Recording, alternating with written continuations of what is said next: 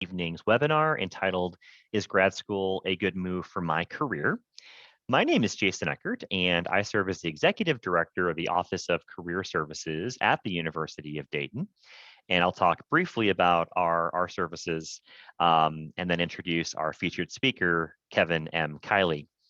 In addition to Kevin this evening, we are joined by Catherine Grady. Catherine also works for the University of Dayton, and she works in alumni relations and is also helping us host and moderate this evening's webinar. As I mentioned, I work in career services, and one topic I'd like to stress this evening is that our office does serve our alumni community for life. And if we can be of assistance to you related to a career transition, a job hunt, or even some discernment related to considering a future graduate school, please, by all means, feel free to contact our office or contact me directly. We love helping our alumni and often schedule phone calls, Zoom meetings, and returning soon face-to-face interactions with our alumni. We're thrilled to do that to help flyers, and we also love working with flyers who are employers. In other words, if your company or employer or organization is hiring, please feel free to reach out to me. We'd love to work with you and to help connect you with great talent in terms of the University of Dayton flyer student and alumni community.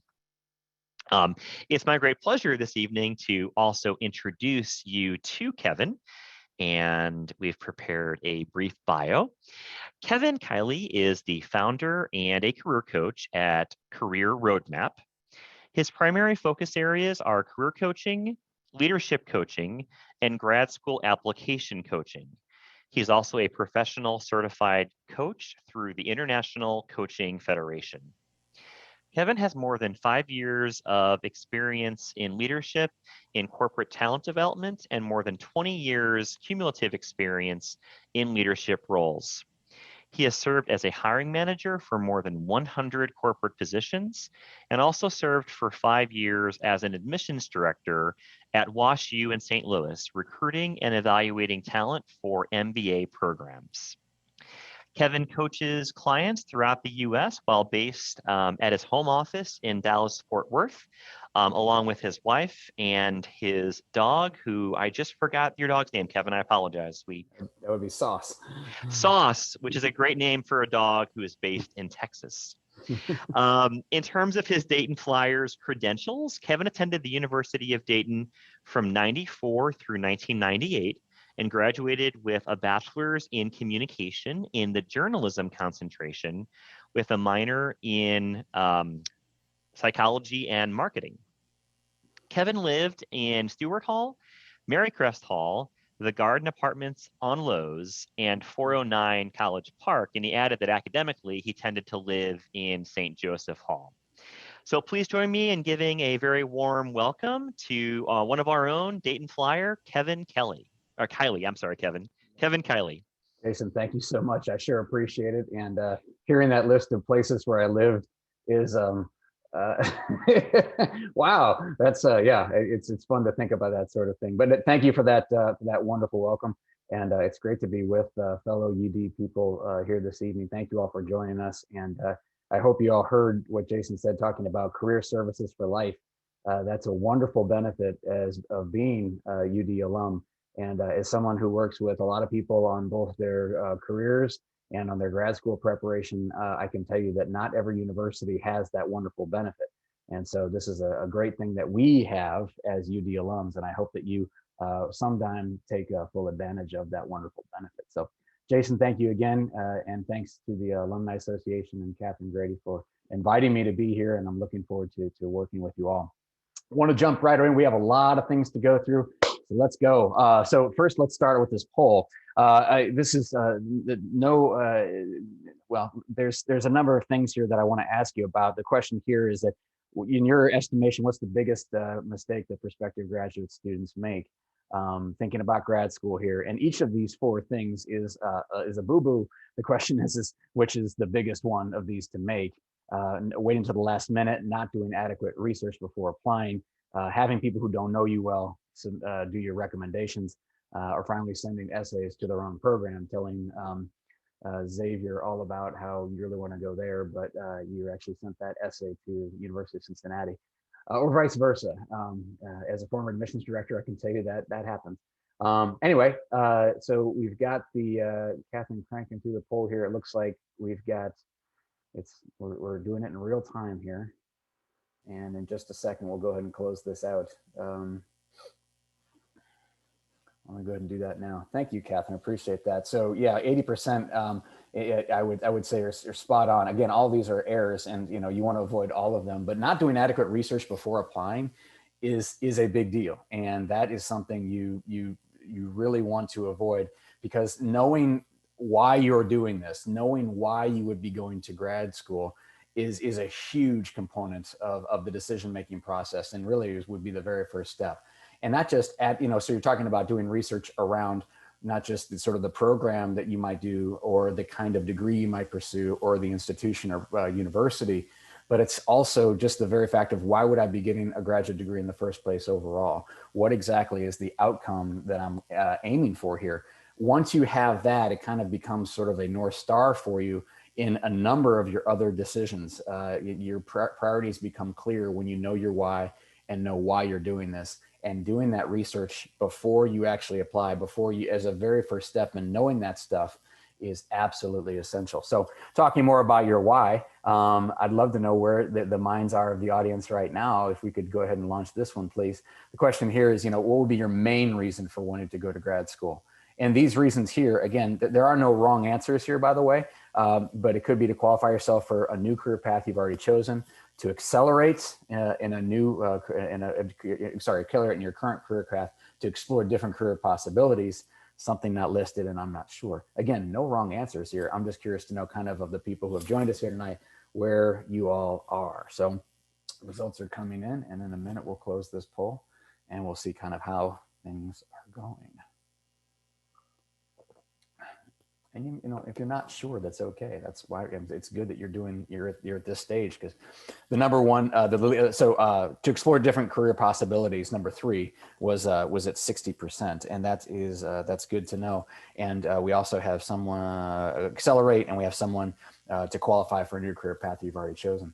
So if your response was to number 1 and number 2, my question, sort of as a follow up to you, is so how do you know that? How do you know that about this career path you've already chosen? What again, research you've done before applying? What have you done to make sure that you're solid in this area? Or how do you know, for number 2, to accelerate your career growth in your current career path? Are you certain that a graduate degree is the best way to actually get you from where you are now to where you want to be in that regard? And finally, if you're talking about exploring different career possibilities, how do you know, again, that a grad degree is the optimal setting for actually doing that exploration? A graduate degree is a good opportunity to sort of hit the career reset button, but there's only going to be sort of a limited amount of exploration that you can do in many graduate programs. It could vary from program to program and degree to degree, but again, having a good sense rather of what specifically you're going to be doing after the graduate degree is a really good thing to know going into it for most graduate degrees. So 2 assumptions to today's webinar. First of all, we're talking about grad education for career enhancement, not just purely for your own learning and edification. It's been my experience, given where I've worked and what I've done professionally for several years now, that the overwhelming majority of graduate students are doing this somehow, some way related to their careers. And so if you're the kind of individual who's just thinking about doing this just for your own pure learning, that's awesome. Congratulations. Good for you. And you don't have to worry about this career side of things. But again, most people are doing it relative to something with their career. And secondly, the other assumption on today is that you actually have a decision to make in this regard. There are certain careers where you are going to get a graduate degree if you want to do that. A great example of that is if you want to be a medical doctor, you're going to have to get an MD or a DO. You're not going to practice medicine without it. Law would be another good example of that as well. So those are the 2 assumptions that are going to kind of that are going to bake into our discussion here today. The decision about whether or not you need to go to grad school is highly subjective, okay? There's merits and non to both sides of this decision, okay? And I would want to implore you to make sure that you give this adequate decision-making time and bandwidth and everything else to make sure that you are thoroughly thinking through this and that you're really confident in why you would actually do this. Really one of many not so good reasons to pursue graduate study is this whole notion of the herd mentality. And what I mean by that is, it's like, okay, all my fraternity brothers from UD seem to be getting their graduate degrees. Therefore, I guess I need to go do that now too. Or everyone at my company, after they're here for 2 or 3 years, they tend to leave and they all seem to go get, an MBA. Or, it's everyone else is doing it. Therefore, I need to do it too. That in and of itself, that by itself, not a good reason to go to grad school. It could be, that could be, okay, there's a lot of, and now we'll get to another reason why that could be a good reason why, relative to the competition and the job environment. But again, just isolation. Don't be thinking of like everyone else is doing it, therefore I have to do it too. It needs to be coupled with other parts of your decision-making process. I think that after that, you heard Jason was so kind and sort of providing some of my background. You know that I used to be an admissions director. You know, I do career coaching. I think that it might be sort of a logical conclusion in this whole thing that you say, okay, Kevin's going to tell us all about why we have to go to grad school. I'm not. I don't know if grad school is a good decision for you. It may be, it may not be. I really don't know. This is highly subjective. There is no one single right answer here. So you're not going to come out of today's webinar with that. There's no such thing. I hope that I provide for you in this some food for thought and maybe some ideas for how you might pursue this decision and come away with a solid, good choice for you personally. But this is your decision and no one else's. So agenda today, I'll give you 5 reasons to pursue grad school, 8 reasons to not do it. We'll talk about how you can solidify that decision. And then we're going to talk a little bit about the financial aid side of things to kind of change gears, just because for many professionals, for many people, that is a huge component of the decision, the affordability and how am I going to pay for this sort of thing. So we'll talk about that, and I'll actually give you 3 case studies for how you might actually, just kind of talk about how the financing could work and that sort of thing. And then we'll do some Q&A. Thank you for those of you went in pre-registration who submitted a question. We'll be doing that, and then as we go through, if you have questions, please ask them, and we'll be sure to leave some time at the end for Q&A. And our friend Catherine will moderate that for us as well. So that's what we're going to do, and let's go. And like I said, we have a lot to cover. So here's me. Again, Jason gave that nice introduction. Thank you again, Jason, for that. So I'm not going to belabor this too much. I do grad school admissions coaching through Grad School Road Map. So for those of you who are interested in grad school, if you're interested in application coaching, you could work with me on that. I also do career coaching through my company, Career Road Map. And again, my contact information will be at the end of this webinar. If you're interested in contacting me for more, I'd be happy to speak with you. But that's enough about me. Let's move forward to the meat of the presentation. So before we go any further, though, one more poll here for now. I would like to know kind of with sort of like, what is are you most seriously considering when it comes to grad school? What area of study are you thinking about here? Again, it could be that number 6, like I'm not sure, or it could be something completely, not specifically mentioned here, in which case you'd probably answer number 4, a master's in some other discipline. Again, no right or wrong answers here. It's just helpful for myself to know, and Jason to know, because Jason's going to help us in the Q&A, kind of what we're thinking about here. We have poll results back. Wow, we have the majority, 80% are looking at business school. An MBA or a specialized master's, and the rest are looking at a master's degree in some other discipline. So no one's looking at doctorates, no one's looking at an MD, no one's looking at law school. Okay, so master's degree primarily in business. Okay, thank you for that. That is good to know. That is helpful. So let's dive in. Okay, 5 reasons to pursue graduate school. Here we go. Number 1, the number of degree holders. It is highly likely that your competition for your next job is going to have a master's degree. And because we've seen a trend over the past many years about, how many degree holders there are. This is from the New York Times 10 years ago, basically saying that the master's is now the fastest growing degree. They identified this 10 years ago. And as a matter of fact, this information, or this trend has continued. This right here shows the trend from 2000 to 2018. A couple of things to point out for you on this graph. Number 1 is the second from the left. Look at master's degrees. You can see that from 2000 to 2018, the number in the United States, the number of degree holders on the master's side has more than doubled. Okay, this is according to this is according to the U.S. Census Bureau and their data. And second, look over at the doctoral degrees, the same kind of thing. So this is what they mean by the number of degree holders, and it's why it's so likely that your competition for your next job, no guarantees, but it's more likely that they're going to have an advanced degree. They're going to have a master's degree. Oh, by the way, another thing just to be thinking about that sort of goes hand in hand with what I just said is look at the column on the far left here with bachelor's degrees. You can see that the number of bachelor's degree holders has increased quite a bit as well over those years. And what that means, what you could say is that the bachelor's degree is less of a differentiator. It wasn't all that long ago, if you go back a couple of decades, where, having an undergraduate degree, that was a differentiator. That was something in the marketplace that could help you stand out. I'm not saying that it doesn't help you stand out, but what I'm saying is it helps you stand out less today because, quite frankly, there are more. The numbers are right there. You can see the number of people who have undergraduate degrees as well. It's less of a differentiator, and not surprisingly, correspondingly, number two is it's the master's degree, a graduate degree, is increasingly desired by employers. It is more and more likely that next job that you want, not only will your competition have that master's or doctoral degree, but also that the organization doing the hiring is going to either require or prefer that. Identified, this is from 5 years ago by Fast Company, how the master's degree became the new bachelor's. And companies are looking more and more to hire people with advanced degrees ever than before. And look at, this is from the article that was in that Fast Company article.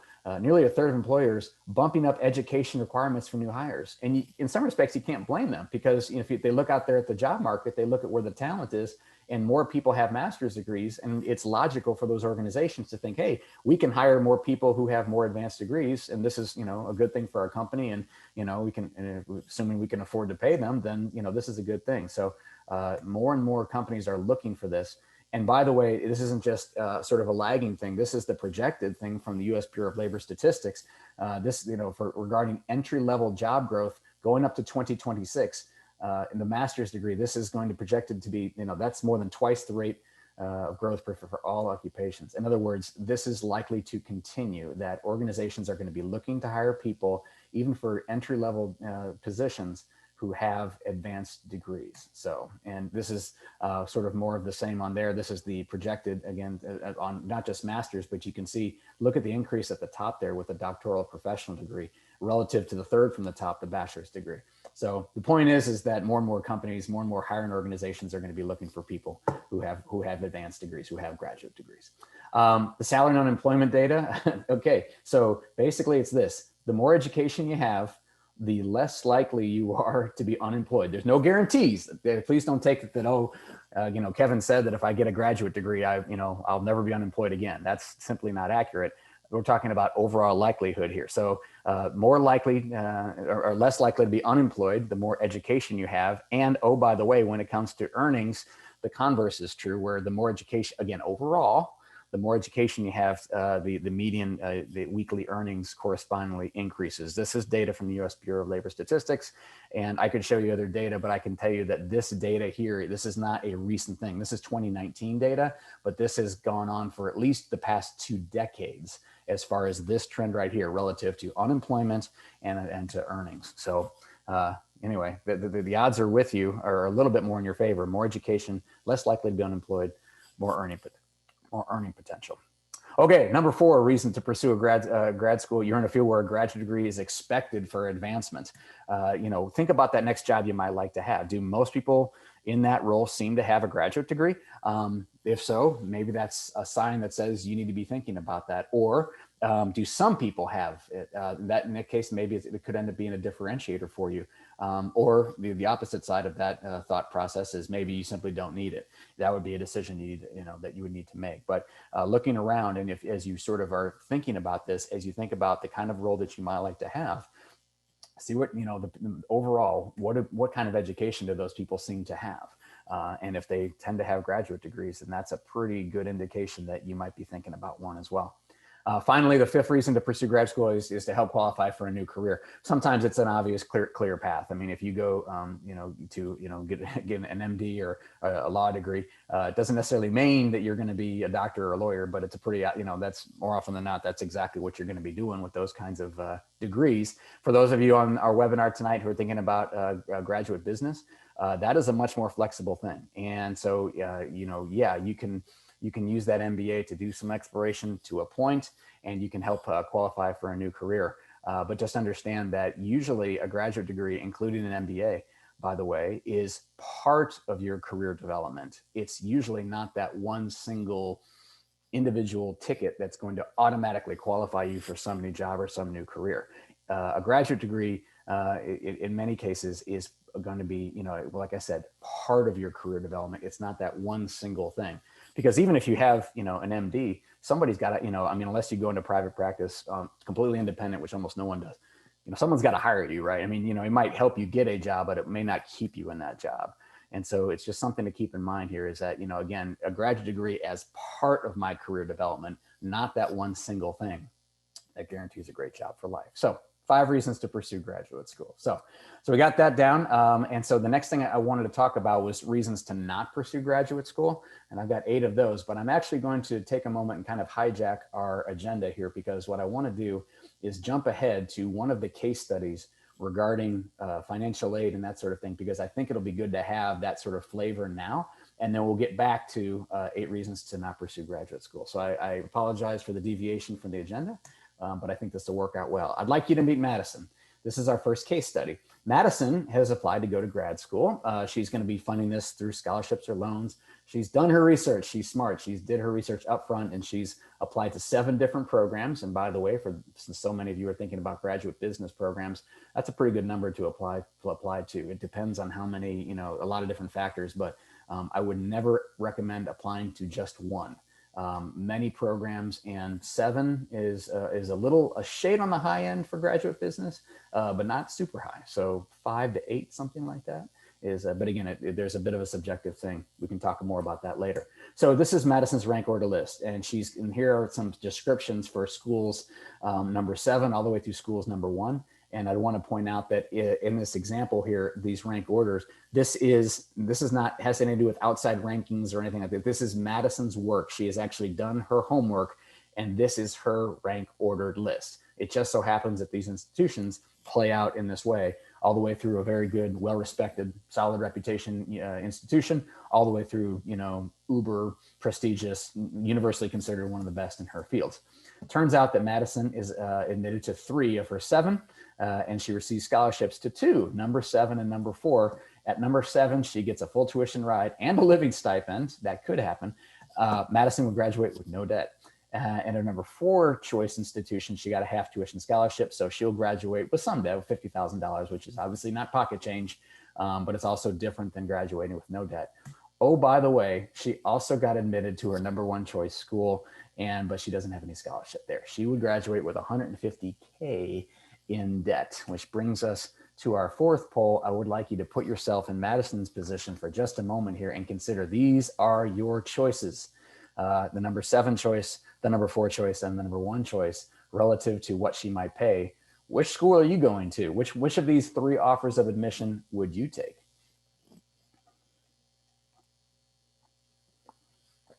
The results are coming in, and this is always a interesting thing here. Let me catch up here because I do want to write this down. Okay, looks like we'll give it just another moment here. It looks like we have an even split.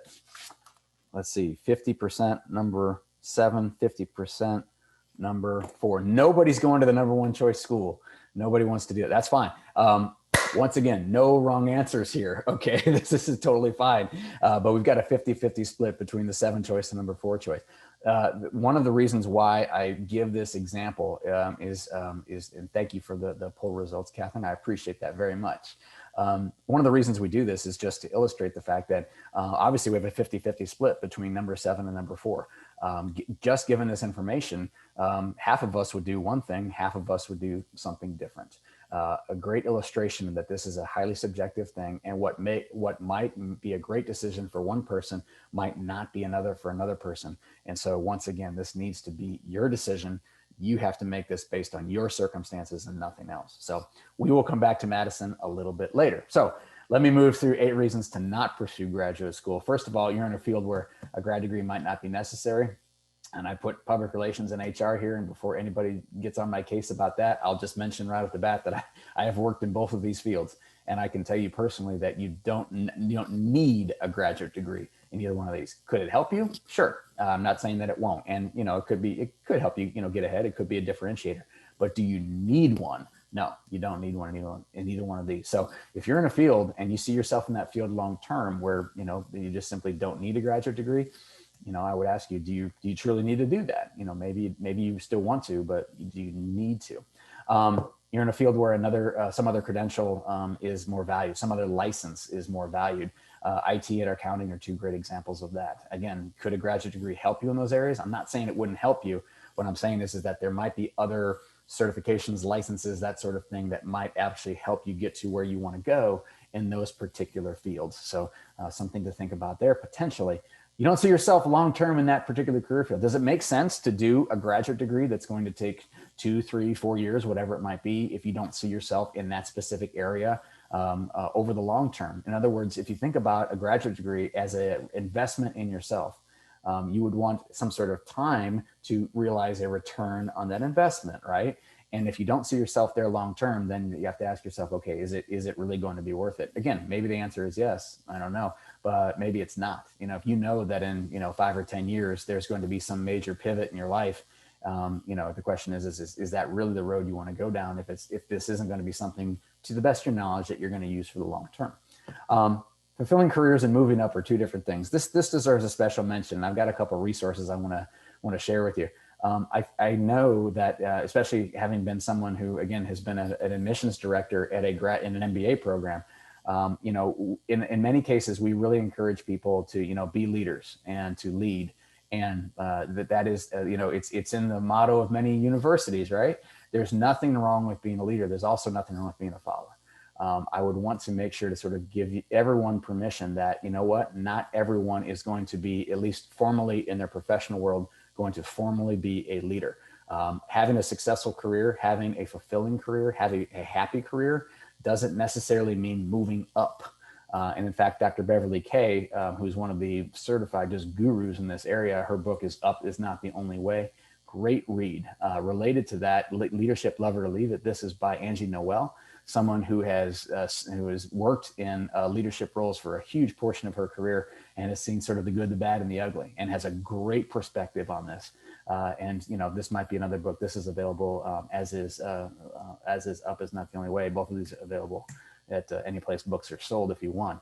Here's an article recently from the New York Times from Susan Cain, who's another accomplished author, by the way, talking about this romance of leadership theory and that sort of thing. I could go on and on about this, but I guess the point that I'm trying to make is that it is okay if you don't want to move up as part of your career. People have fulfilling, happy careers as they say, individual contributors, and there's a lot of other ways that you can have a happy, fulfilling career. So, and so relative to that, you may not need a graduate degree, given where you're thinking you might want to be overall and long-term with your career. Okay, moving on. Number 5 reason to not pursue graduate school: you want to advance in their other viable ways. A grad degree is one way you could potentially advance for sure. What if your organization has its own leadership development program? If you want to go the leadership route, maybe they have an internal, a corporate university where you could do some development work. Maybe within your current organization, they have broadening opportunities or opportunities to get involved with other departments. Many organizations are doing this more and more as they sort of see their talent as sort of a broad pool of talent and not that department's talent or this division's talent. Maybe you could do it through volunteer work. There's a lot of different ways to potentially accentuate your career. Graduate school does not have the monopoly on this. The timing is not good. Hey, you got other things going. Hey, life happens, right? Other things are going on. But I can tell you, again, having worked with graduate students for quite some time now, there's rarely going to be that one perfect magic moment where it's like, okay, this is obviously the best time for me to do a graduate degree. Usually it just doesn't work that way. Usually some other things in your life, or you're going to have to make some adjustments in your schedule, in your priorities, in your commitments to make graduate school work. But again, hey, sometimes, that's just not possible in the timing, it's just not something you can do. Number 7, you're lost in your career and you think somehow that grad school is just going to basically be that magic wand that's going to reveal all the answers for you. I've mentioned this already a few times, and that, some exploration in grad school is okay. I wouldn't go into graduate school just completely without any idea of, what you're trying to get out of it and what your career goals are. In fact, I would recommend that you do that up front. We talked about this earlier, doing your research up front and knowing your why, knowing that this is an investment. And also, if nothing else, admissions committees are going to be looking for this sort of thing. They're going to want to know, based upon your experience and what you've been doing and where you're going, that this graduate degree makes sense and that you are likely to succeed in your articulated career goals. That could come up in application essays. It could come up in interviews and in other interactions with the admissions office. So this is definitely something you want to be thinking about. If you're not sure of what you want to be doing in your career without doing any further research, just going to grad school, generally not a good idea. And then finally, this is something that every once in a while I do run into.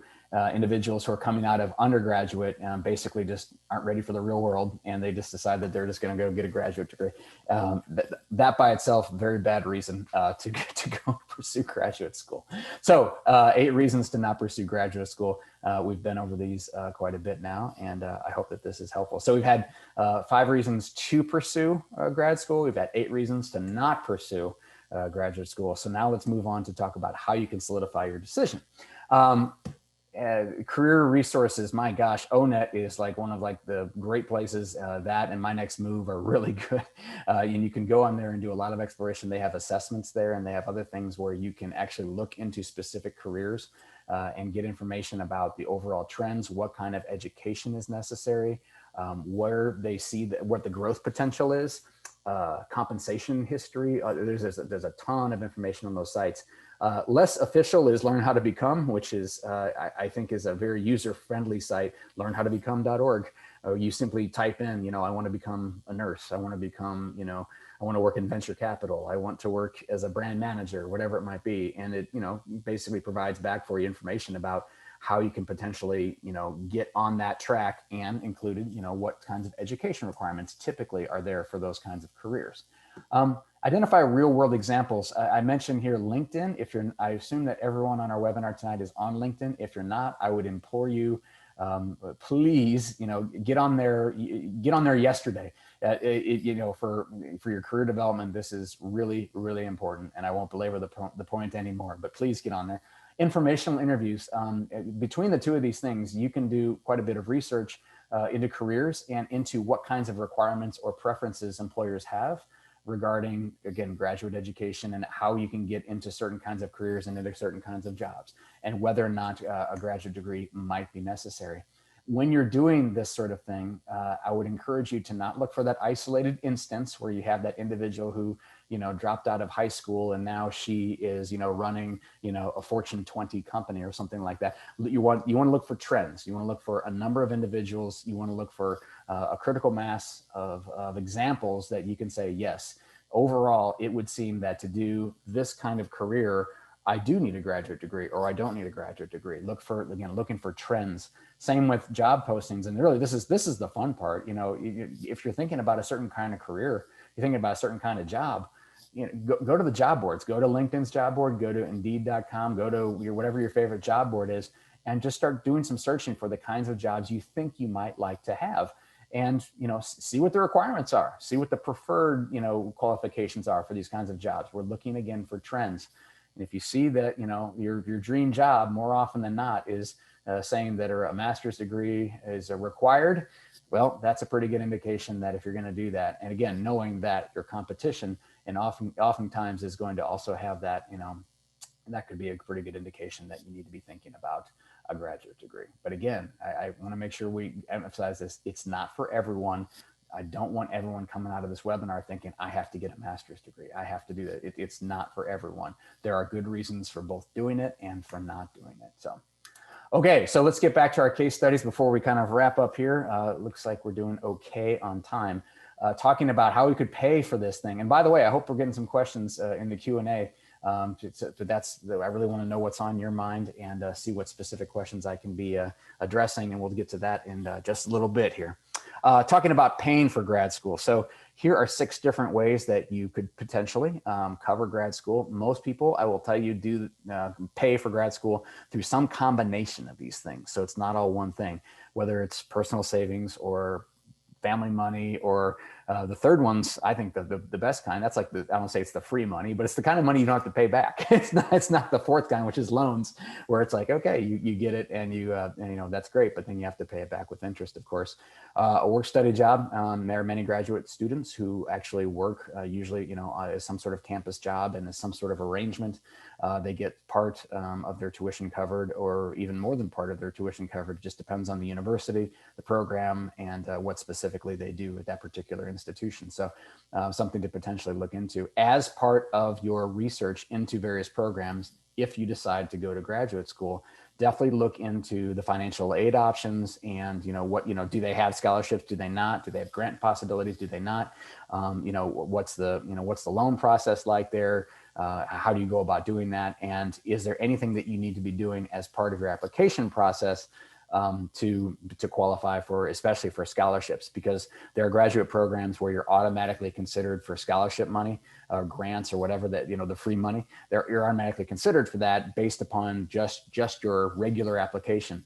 There are other programs that have a completely different scholarship application, and you need to do that. In some cases, that scholarship application is due when your regular application is due. In other instances, you might have a week or a month or even more time to submit a scholarship application, but you want to be on top of that, because it's a horrible thing to get admitted to your dream school, but you miss the scholarship application deadline, and unfortunately now, from a payment perspective, you can't afford to go to your dream school. So finally, your employer's tuition reimbursement benefit. This is something to be thinking about, because the vast majority of employers have some sort of contribution, or will make they have some sort of benefit when it comes to tuition reimbursement. And this is something you might want to think about. Some of the programs provide a lot, some provide a little. Sometimes there are stipulations where it's like, okay, if you use the tuition reimbursement, then you're going to owe us a certain amount of time after you take your last class.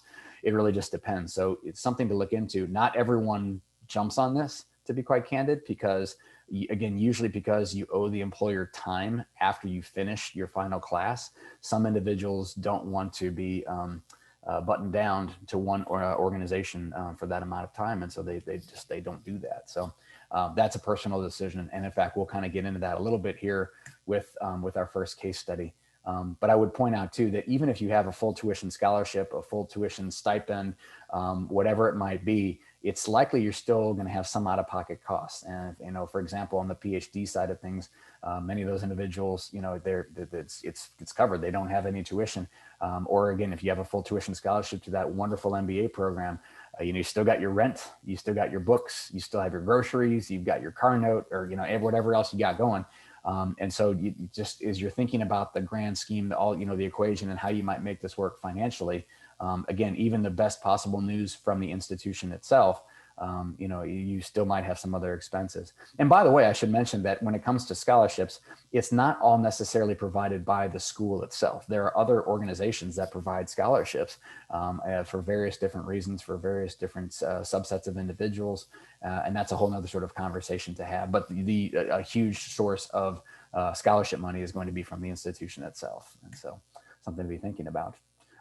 Again, overall, just be thinking of your graduate education, if you choose to do this, as an investment in yourself. And if you're crystal clear on your why, if you know why you're doing this, that you can feel more confident in this investment in yourself. Understand that, not all investments pay off, but again, the more research the more research you've done, and the more you know, the more you can be confident in this decision. Okay, so let's go into a couple more case studies before we get to Q&A. I'd like you to meet, this is Ashley. Ashley is a rock star. She's been at her current company. They like her, and vice versa, and she sees herself there for several years to come. And as it turns out, she wants to ascend into leadership positions. So yeah, this could be, for those of you thinking about graduate business degrees, this could be an example there. I mean, this could be almost anything. This could be a master's in social work, a master's in engineering, many different things. But anyway, Ashley wants to move into positions of greater responsibility, and she's done all the research, and people at her company, and her functional role, and her industry, higher level roles, they all have master's degrees. So she's done her homework, and she knows that this is something that she's going to want to pursue. And in fact, she's identified her top choice school. The average, the annual salary there is $30K a year, and it's a 3-year program. Now, her company has a tuition reimbursement a benefit of $5,000 a year, and she and her supervisor agree that they're going to pay an additional $5K a year. This can happen, by the way, but upon graduation, she's going to get a $10,000 a year salary increase, but she's going to have to double the commitment to how long she's going to have to stay there.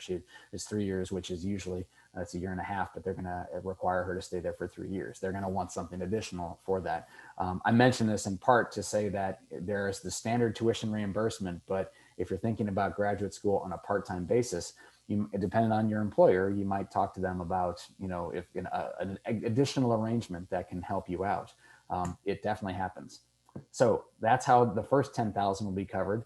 Ashley is going to pay 10,000 a year in tuition out of her savings, and the other 10 is going to be through loans. So that's how she's going to cover the 30,000 per year. And so after graduation, she takes her raise and puts it all toward paying off her loans, because Ashley is a smart person. She also rebuilds her savings. The bottom line is that after 3 years, she's debt free. She has her master's. She's been promoted. She continues to collect that higher salary. And oh, by the way, if she wanted to leave that organization, she's now fulfilled the requirements that she's been there for 3 years, and now she's free to go wherever she wants.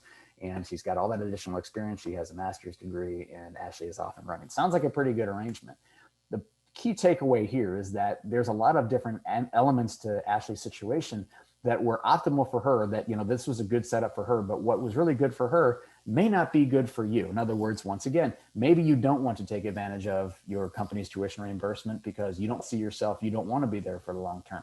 Maybe the nature of the organization or your relationship with your supervisor is not such that you feel comfortable trying to negotiate for more. And other aspects of this, again, the whole business of, does your company value the graduate degree? This was a good situation for Ashley, and she worked it well to her advantage. But just because it worked well for one person doesn't mean it's going to work well for you. Once again, another illustration that this is a highly subjective thing. So let's meet Tyler. This is of the 3 case studies, this is the third one. Tyler's a smart guy. He finished undergrad 6 years ago, and he's got a sky-high GPA. Tyler, book smarts, he's got it. He is a smart dude. He's got a job, but he's unhappy with that, and he's unhappy with his career. He's not sure what he wants to do, and he sees a lot of his buddies getting their MBAs, getting jobs they seem happy with, and so Tyler says, hey, you know what? I think I'm going to do that too. So Tyler doesn't have much in savings, so he's not willing to take on any debt. So he decides his number one priority is going to be cost. And so he Googles low cost MBA, and he's delighted to find many options. And they're going to waive the GMAT for him as well. And he can finish in a 1-year MBA. How about that, huh? So he applies to 3 local programs and is quickly admitted to all. Oops, I hit the wrong button, sorry. He gets his parents to cover that $12,000 tuition needed for the shortest program. And by the way, not even a year, it's going to be 10 months long, and he's going to have an MBA. How about that? So he leaves his job, goes and he becomes a full-time student, and he jumps in this MBA program. And in 10 months, after a lot of intense classes and experience, Tyler now has his MBA. Unfortunately, Tyler still doesn't know what he wants to do. There's a 10-month program, and the intensity didn't allow for him to do much as far as career exploration. It was a low-cost program. They didn't have much career support like they do at the University of Dayton and Jason. They just didn't have much career support. I mean, they skimped on that. And so, and most of his classmates weren't much help either relative to sort of the networking that often goes on within an MBA program. They were basically there just to kind of check the box that they had the MBA. So they really weren't much of help either. So unfortunately, Tyler is not really much farther down the road than he was when he started that MBA. And now he's also unemployed. And so, okay, he has an MBA, but he's still kind of lost overall. Takeaway here is just because you can do it for a low cost doesn't mean that, or for less time, that doesn't mean that it's going to be a good choice. Okay. You have to know your why. This gets back to that earlier part of our conversation here. If you don't know your why, and if you don't use that to guide your decisions, you're getting off track. He was lost in his career and automatically assumed that he was going to do an MBA, and that somehow this shortcut MBA program was going to, magically reveal what he needed to be doing with his career. And he got completely off track, and he decided that cost was going to be his number one determination. I get that cost is an important thing. This is the whole nature of these case studies that we're talking about, but he got sidetracked. Know your why, keep your why in mind, and use that to drive your decisions. Never take your eye, so to speak, off your why. Okay, before we get to questions, real quick, let's get back to Madison. I want to present one other quick scenario with Madison here. So we remember she had a number 7, 4, and 1 schools. We talked earlier that half of you would say if you were in Madison's shoes, you'd go to number 7, half would go to number 4. Nobody would go to number 1. I want to give you another additional wrinkle. Madison, let's just say that we're talking about an MBA program now, but this could be a lot of different things. Madison does a little extra research and she sees that these are the average starting salaries for these different programs, these graduate programs. And this is information that for, especially in graduate business programs, is out there, it's publicized. So our final poll is, now that you know what those average starting salaries are, does that change your mind? Catherine, if you would, thank you very much. There's our final poll. The question is, hey, look at this.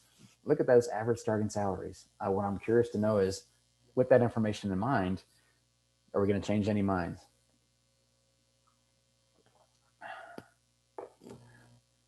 And give it just another minute here. We changed one person's mind. We have one person. Thank you for whoever that was who was willing to acknowledge that they changed their mind with this new additional data. Thank you for that. We had half are still with number 4, a quarter at number 1, at number 7, and a quarter at number 1. The point is that, you know, even someone like Madison here, if she hadn't done thorough research, it was what we're trying to implore you to do as part of this webinar, do that research up front and know your why. This is the kind of information that's available out there, again, especially when it comes to graduate business programs. And, you know, this may influence your desire or your ability to take on more debt. And some people have a great stomach for that. Some people avoid it as much as they possibly can.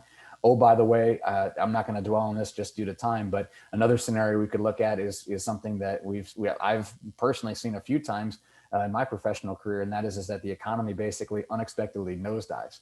And even though we had average starting salaries in a certain area like this is average. Obviously, it's an average. There's some above and some below. And it's a lagging thing. And now going forward, all of a sudden the economy is doing terribly. And all those great jobs that were available when Madison started her graduate program suddenly are in very short supply. So, you know, there are things that are going to be inside our control, things that are outside our control. But do thorough research upfront as much as you possibly can so that you can make good decisions. That is such an important thing. And just understand too, I can't say this enough. This is your decision and no one else's. Watch that herd mentality. Just because everyone else seems to be doing it, or just because your friends or your significant other or your parents or someone really wants you to do this, this is your decision and no one else's. So I would implore you to always keep that in mind. So we've been through 5 reasons to do it, 8 reasons to not do it, talked about how you can solidify that decision, and been through 3 specific case studies. We had Madison, we had Ashley, and we had Tyler. And so hopefully that helps sort of influence your decision making and is giving you food for thought. I appreciate your time and attention here today. Thank you very much for this. If you'd like to connect with me, my email is there. I'm big on LinkedIn. Please connect with me there. Always happy to help fellow UD grads if I can. And if nothing else, we'd be happy to connect with you there. And with that, let me turn it over to Catherine and see if we have any questions that Jason and I can address. Wonderful. Thank you so much, Kevin. So I'll go ahead and get started with, I want to open the floor. Does anyone have a question they want to go ahead and ask right away to Kevin or Jason?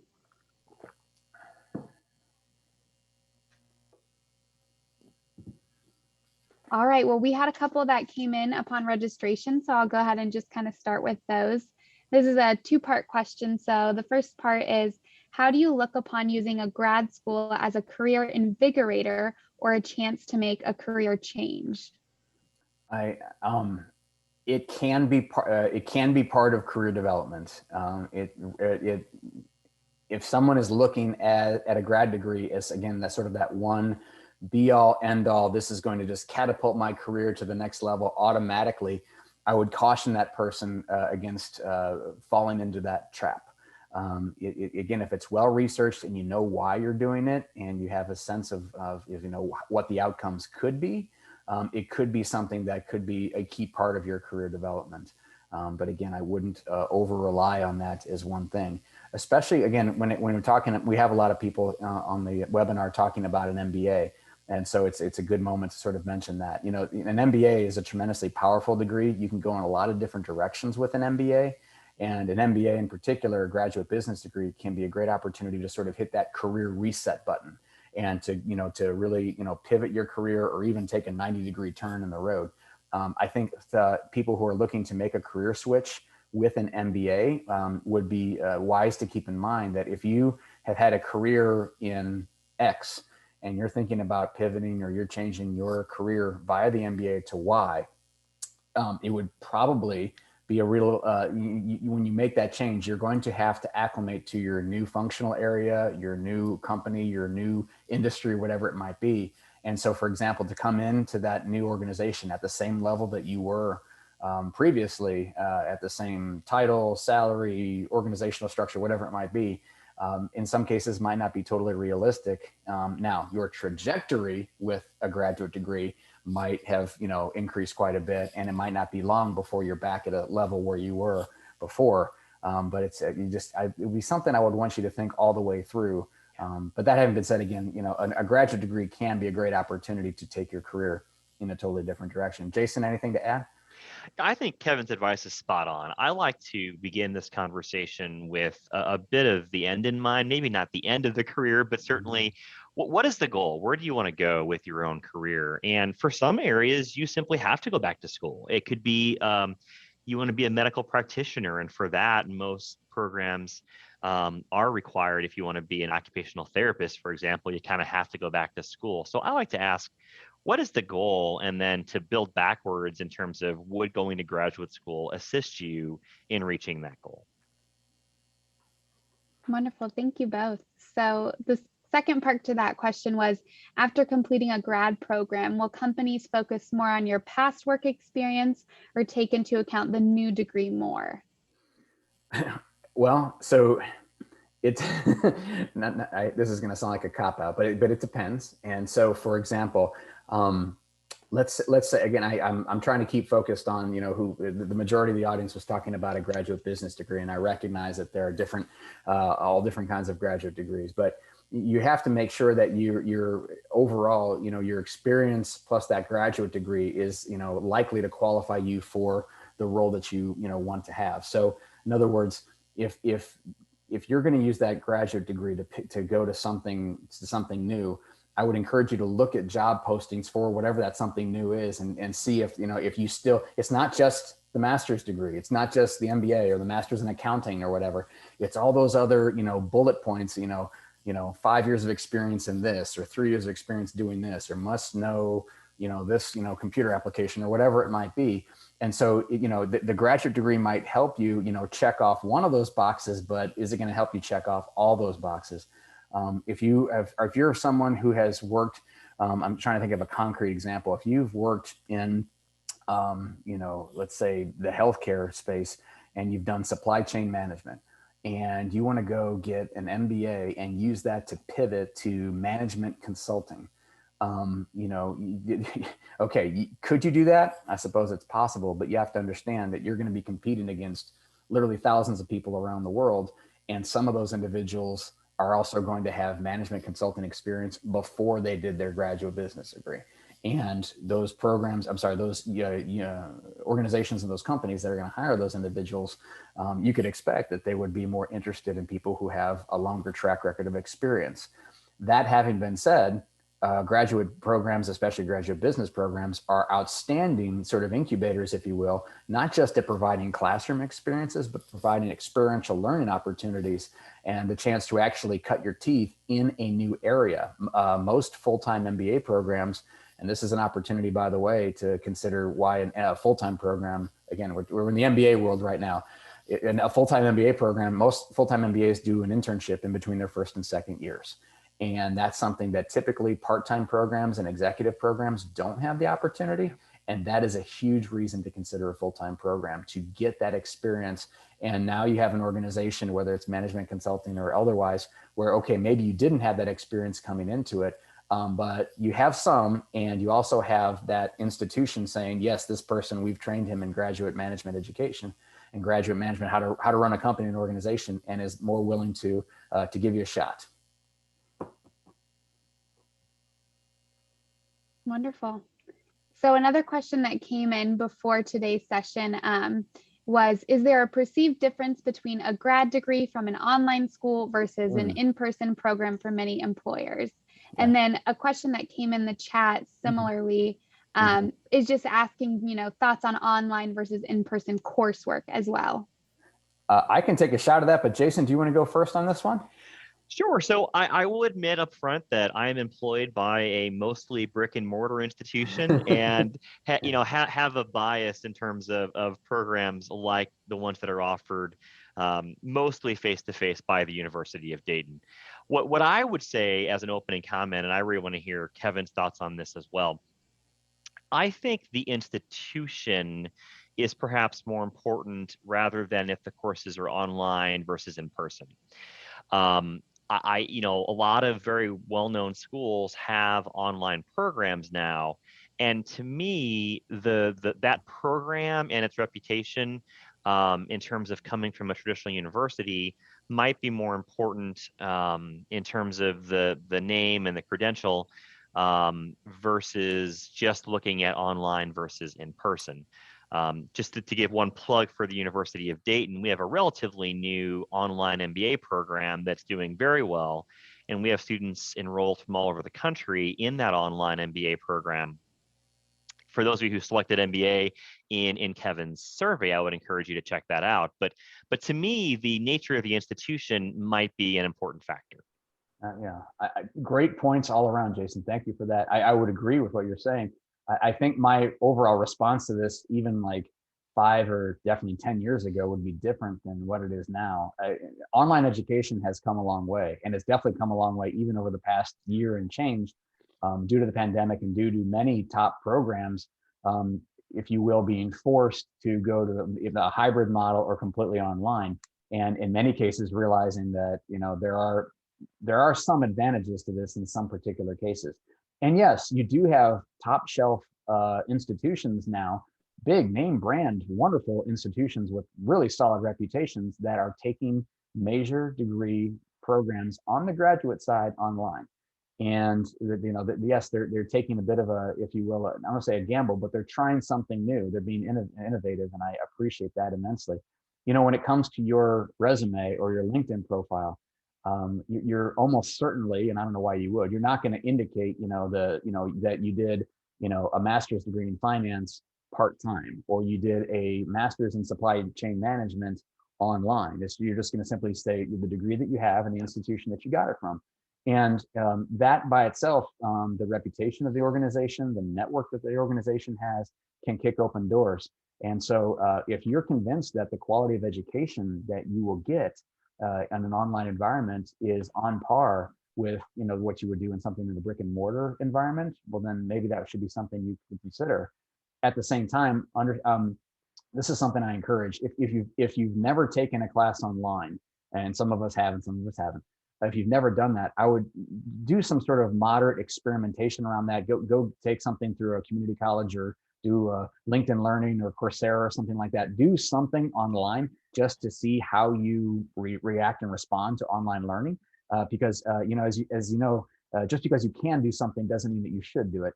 And there are individuals who definitely do better actually in an online learning environment, and there's some who really don't like it. I've coached many individuals over the past year and a half who have been forced to go to online learning because of the pandemic, and just cannot wait to get back to in-person instruction because they know academically and for their own learning, they do much better in person. And so consider the environment in which that you would thrive in academically as well. Finally, I'll mention that just again, there's strategic trade-offs to both kinds. There's good reasons and not so good reasons. There's advantages and disadvantages, I should say, to both kinds of programs. Keep something in mind. I think one of the biggest differences between undergraduate and graduate school is that in grad school, I would tell you that grad school is as much about what happens outside the classroom as what happens inside the classroom. It's not just about your classes and academics and getting the grades. There's all kinds of of networking and research opportunities and chances to meet others in the industry. And it's more than just the classroom environment. And if an online program can adequately replicate that, then great, awesome. But if there's a huge advantage or even a slightly significant advantage to an in-person program, that might push the needle in that direction. It's a phenomenal question. Thank you for asking that. Thank you. Those are some really great points. I know we're a little over time, but there's been a couple more questions that came in. So I'm going to go ahead and read them for people who are able to stay on. So Joshua asked, in recent years with COVID, finding job opportunities like internships during undergrad has become harder. And if coming out with very little experience in your field, would a graduate degree be something to look at alongside gaining some of that experience? Well, good question. And I bet Jason's the more master on this one, but the guru on this one. My personal opinion is this, and that is that I again, going back and thinking back to the people that I've coached, you know, and again, I worked in higher education for 12 total years. I'm a huge fan of higher education. I have an MBA myself, and I'm very much on board with the value.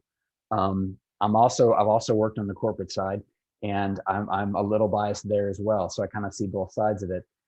There's no substitution for experience. And even if that's an internship or volunteer, you know, experience is absolutely huge.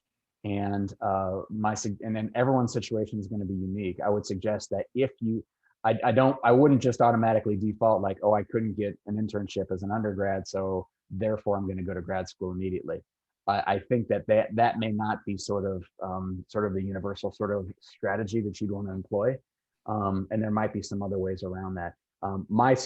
Knowing nothing else, my suggestion would be to try to get some experience if you can. You might have to, you might have to hustle a little bit more. I can tell you that I had at Dayton, not to get too personal, I had internships in all 3 summers at UD, all 3. And my first job coming out was in like my dream industry, what I really wanted to do, but technically it was a part-time job. So I had to go get another job just so that I could do the job that I really wanted to do. And, you know, I did that for a year and change, and that kicked open the door to a great job opportunity on a full-time basis. And so, you know, I would want to know more about the person who asked this. I don't want to know about their individual circumstances, but knowing just what I know now, I'd say try to get some experience. Jason, would you have any additional thoughts? You're spot on, Kevin. I worry sometimes that people can be over degreed with too little experience. And if you talk to hiring managers, that can be a concern.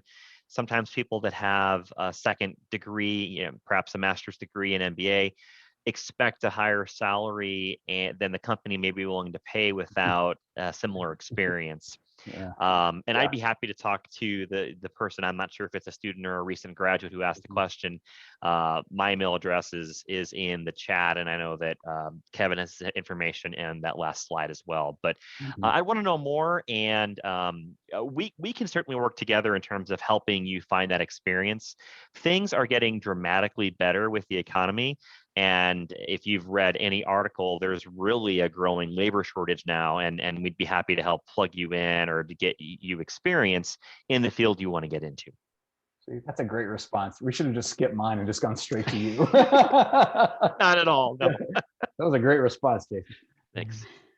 Thank you both. So Connor put in 2 questions here in the chat. The first being, are international programs something to consider? Okay, so getting back, okay, we're back into grad school here. Yeah, for sure. Yeah, I mean, again, the question is why? I mean, for those of us who did some study abroad during undergraduate, study abroad is awesome. It's fun. It's a great chance to soak up the culture and also get some credits along the way.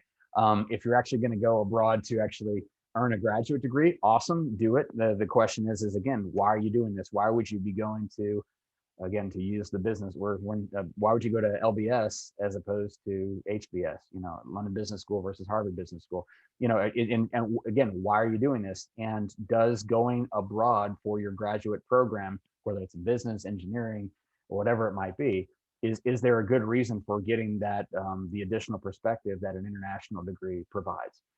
There could be a very good reason for doing that, absolutely. But again, just keep your why in mind. Don't do it just because, oh, I think it'd be fun to, do my master's degree in Ireland or whatever, which would be fun. But, again, we're thinking about career stuff here. So good question. And then the next question was, if considering an MBA, should you have some managerial experience before going in? By rule, no. I mean, should you? It'd be, if you'd had some, good. But as a rule, like you have to have it. No, that there's, even the top programs are not going to have that as a hard requirement.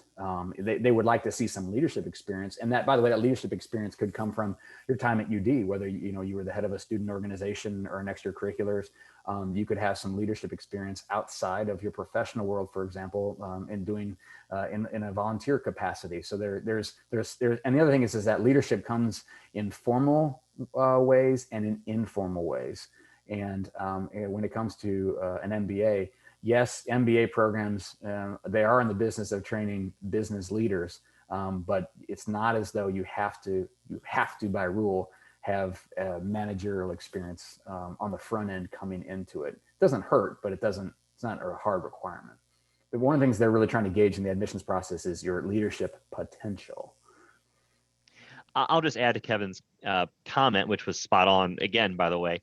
There are so many industries that would hire an MBA, and a lot of people go for the MBA thinking about business or corporate leadership roles, appropriately so. Having said that, I know a lot of people who are leaders in nonprofit organizations and within higher education and even the US government who advance their careers through the acquisition of an MBA. Absolutely. Perfect. And then one other question is, some schools are not requiring a GRE, but should you still take it anyway? Okay, good question. So yes, so as quickly as I can say in a nutshell, standardized tests right now are in at a inflection point. Let's say we don't know what the future is going to be. They may not have a future. COVID was sort of an interesting sort of environment where a lot of schools, for various reasons, were waiving the standardized test results. And it wasn't just the GRE or the GMAT. You could have applied for Stanford's medical school to start later this year without an MCAT, believe it or not. So this is a widespread trend. Where it all lands, I don't know.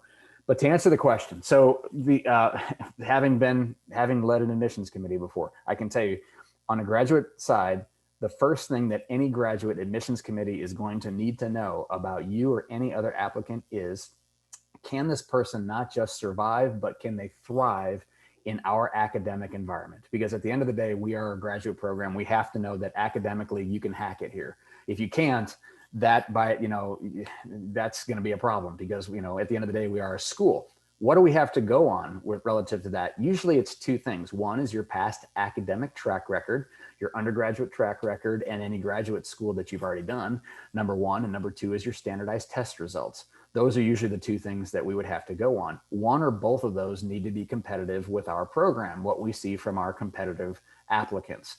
And so to answer your question, okay, if it's optional, if the GRE, the GMAT, or the whatever is optional, okay, well, maybe then you don't need to do it. I would tell you that if your past academic track record is not on par with what that program has as successful applicants, then you have some room to make up.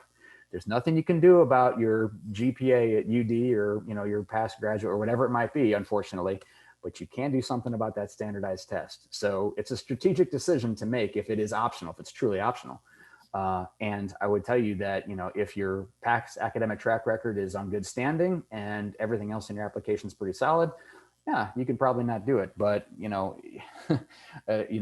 don't just think that, oh, it's optional, therefore I shouldn't do it. I know that that's kind of an easy decision, it's, oh, I don't have to take it or whatever like that. But in some cases, it actually might be to your advantage to demonstrate that you're academically prepared for that program. Kevin, we could do an entire 1-hour webinar on the future of admissions testing. Absolutely. And it's such a hot topic right now. What I would add to what Kevin contributed is a good score can still really help your chances for admission. And if you have a history of taking these tests and doing exceptionally well, maybe a trend might be your SAT score coming into college or your ACT score.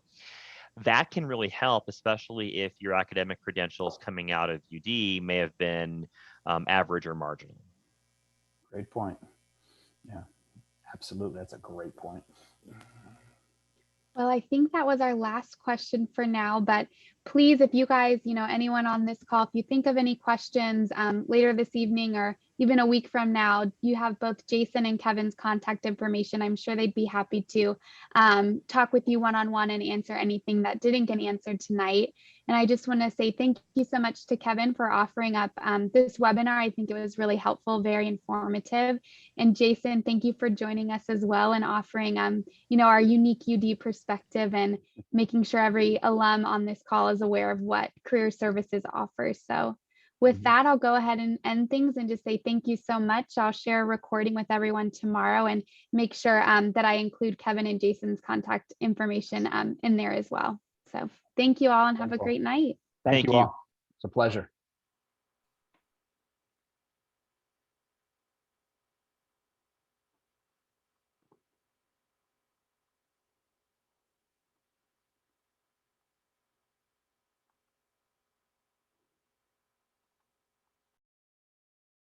Oh, we lost Kevin. Perfect. Just wanted to make sure.